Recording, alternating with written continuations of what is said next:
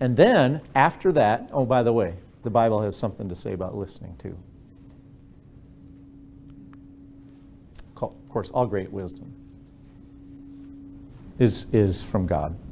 So then I need to come back, and that's the lower part of the cookie. After a double stuff in the middle of love, I'm coming back and say, so here's how I see it. Because if I listen to you really well, Jamie, if I listen really well to you, you're just going to assume I agree with you. And that may be true or not.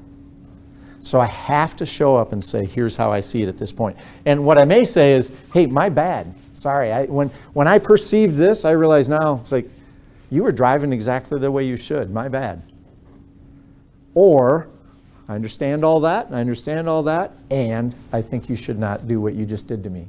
Or, maybe I'm the one that created it.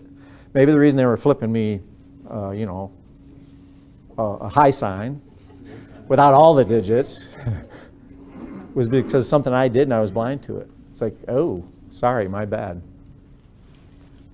But you don't know until you put it on the table and love them enough to really seek to understand them. But then you have to say, so here's where I am on this.